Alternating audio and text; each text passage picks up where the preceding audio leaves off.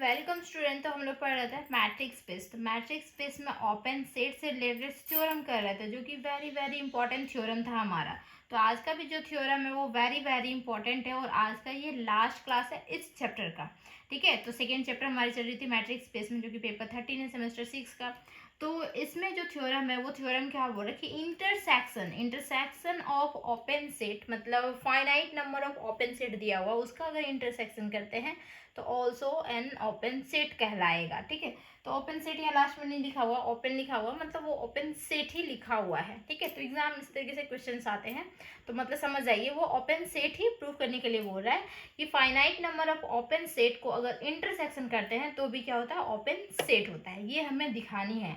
2016 में क्वेश्चन आया हुआ था और बहुत बार आया गया है। अगर आप लोग क्वेश्चन पेपर देखे होंगे तो आप लोगों को पता चला होगा। ठीक है, अगर प्रीवियस ईयर क्वेश्चन पेपर भी चाहते हैं तो मेरे चैनल में अपलोड है, प्लेलिस्ट बना हुआ, आप जाके वहां से देख सकते हैं।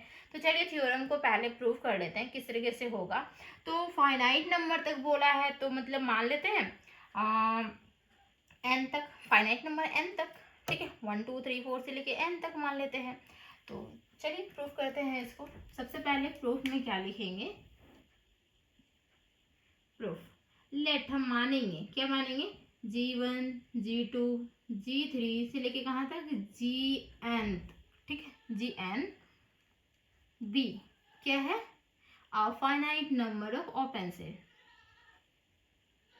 B a finite number of open sets. ठीक है, ये जो है सारे क्या है, finite number of open set है।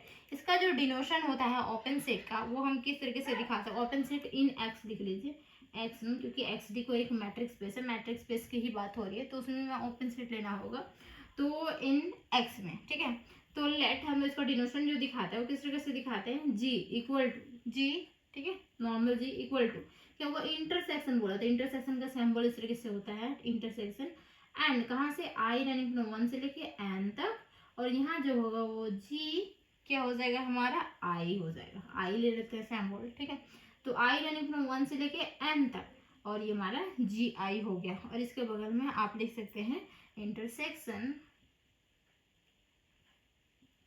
Intersection of a finite number of open set. ठीक है, intersection of a finite number of open set को हम इस तरीके से डिनोशन दिखा सकते हैं। अब क्या करनी है, अब इसको प्रूव करने के लिए एक बार मान लेंगे जी इक्वल टू 5, एक बार मान लेंगे जी डज नॉट इक्वल टू 5। जैसे यूनियन में प्रूफ किए थे वैसे ही आपको इंटरसेक्शन में भी प्रूफ करनी होगी। ठीक है, तो यहाँ पे लिखेंगे इफ मानेंगे जी इक्वल टू 5। अगर जी इक्वल टू 5 मानते हैं तो क्या होता है, then then it must be there, then it must be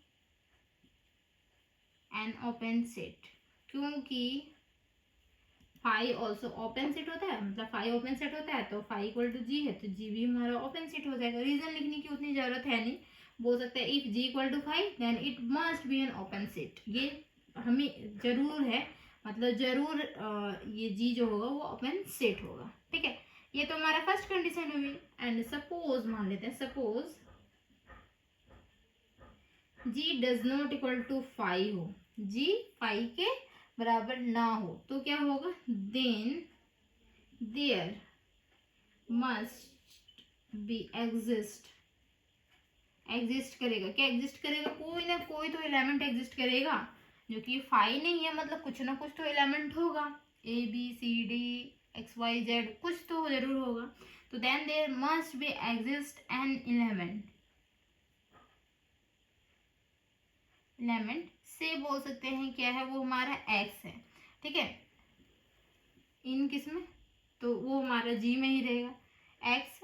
ठीक, और एक्स, ठीक, दैट इज करके आप लिख सकते हैं कि एक्स जो है वो बिलोंग करेगा किस में, तो ये हमारा जी में बिलोंग करेगा। से एलिमेंट एक्स मान लिए, क्योंकि एक्स बिलोंग करेगा किस में, जी में बिलोंग करेगा। ठीक है, देन तो यहाँ पे लिखेंगे ये x बिलोंग कर रहा है g में, तो g में बिलोंग कर रहा है मीन्स बोल सकते हैं x एलिमेंट इसमें भी बिलोंग करेगा। ठीक है, एक्स एलिमेंट इसमें बिलोंग कर रहा है, तो और ये दोनों आपस में इक्वल है, मतलब एक्स जो एलिमेंट होगा इसमें भी बिलोंग करेगा। ठीक, क्लियर। तो अब यहाँ लिखेंगे ये इम्प्लाइज जो कर रहा है ना, X belongs to intersection of I running from 1 से लेके एन तक जी आई में बिलोंग कर रहा है। ठीक है, दिस वन।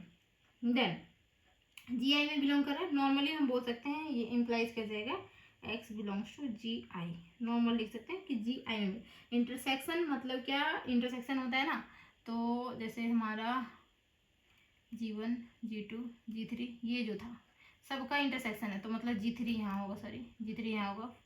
तो इंटरसेक्शन मतलब सबका जो कॉमन पॉइंट होगा वही होता है हमारा इंटरसेक्शन बोला जाता है। तो इंटरसेक्शन मतलब क्या हुआ कि ये पूरा जी आई कहीं भी यहाँ पे बिलोंग कर सकते हैं, तो एक्स बिलोंग्स टू जी आई। ठीक है, तो यहाँ कहीं भी ये हमारा बिलोंग कर रहा है, वही हम लिखे, इंटरसेक्शन में बिलोंग कर रहा है मतलब जी आई में बिलोंग कर रहा है। ठीक है, दिस वन। ठीक, and for all I running from 1 2 3 से लेके कहाँ तक, एन तक। हम यहाँ 3 तक लिखे थे, इसलिए हम यहाँ 3 तक ही लिखे हैं। जितना तक आप लिखिएगा जरूर डेफिनेटली उतना तक लिखना होगा आपको। 1 2 लिखे हैं तो 2 ही लिखने हैं। ठीक है, 3 लिख रहे हैं तो 3 तक लिखिएगा, ये ध्यान जरूर दीजिएगा। एग्जामिनर जब कॉपी चेक करता है ना तो जरूर ये ध्यान देता है। ठीक है, तो ये मैचिंग करनी है आप लोग को। दिस वन, तो ये हमारे यहाँ पे बिलोंग करिए। ठीक है, देन सिंस इच जी आई में, जो कि हमारा हो रहा है जी आई रनिंग फ्रॉम 1 2 3 से लेके एन तक, वो क्या कर रहा है, ये जी आई जो है is an open set, open set है।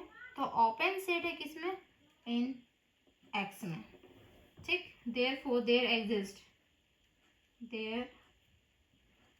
एग्जिस्ट आर आई जरूर होगा, जो कि कोई हमारा रेडियस होगा, क्योंकि कोई एक एलिमेंट है। अब हमें ओपन सेट दिखानी होगी तो ओपन स्फीयर दिखानी होगी, ऑब्वियसली सी बात है।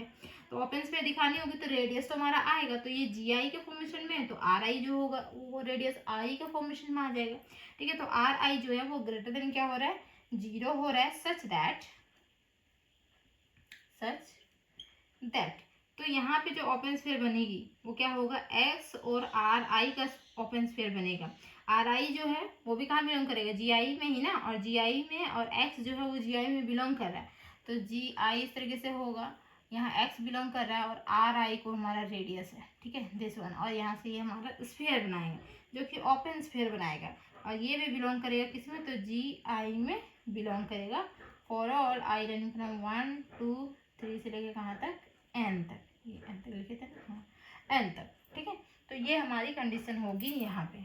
ठीक है, आई आर आई था, तो हमें क्या करना होगा ना, आर आई तक गया है तो आर एक मिनिमम आर हमें लेना होगा। ठीक है, आई तक सॉरी एन तक गया ना, आई रनिंग फ्रॉम 1 से लेके एन तक, तो हमें क्या होगा, मिनिमम आर एक लेते हैं।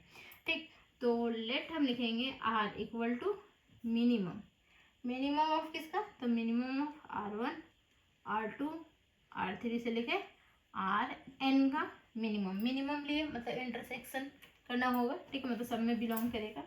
तो let this one and R जो होगा वो ग्रेटर देन 0, 0 से बड़ा होगा बट क्या होगा, मिनिमम होगा, ये सबसे छोटा होगा। तो ये इम्प्लाइज करेगा डेल एक्स आर जो होगा मिनिमम है, मतलब ये बिलोंग्स करेगा किसमें, जी आई में। For all I running from 1 2 3 से लेके एन तक, एंड डेल एक्स आर जो है also belongs to G I equal to क्या था, जी आई जो होगा वो इंटरसेक्शन दिस वन, मतलब बोल सकते हैं इंटरसेक्शन आई रनिंग फ्रॉम 1 से लेके एन तक, ये जी आई का हो जाएगा। That is del X R जो है belongs to G equal to this था। ठीक है, जी आई इसमें बिलोंग करेगा और ये वाला टर्म इक्वल टू दिस, दोनों आपस में इक्वल, तो मतलब ये वाला जो टर्म है ये इसमें ही बिलोंग करेगा, जी में ही बिलोंग करेगा। तो हैंस बोल सकते हैं जी इज एन ओपन सेट, जो कि ये हमारा ओपन सेट हो गया।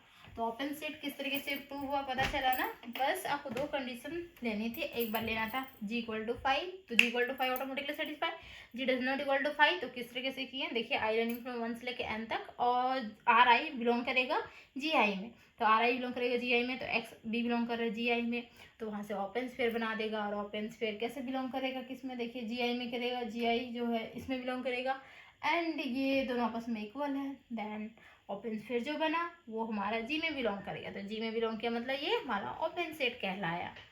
तो समझ में आई? अगर कहीं भी डाउट होती है ना तो ज़रूर कमेंट करके पूछ लीजिएगा। तो चैनल को जरूर सब्सक्राइब कर लीजिएगा। अब मिलेंगे हम लोग नेक्स्ट चैप्टर में और नेक्स्ट वीडियो में भी मिलेंगे, ठीक है? तो थैंक यू सो मच।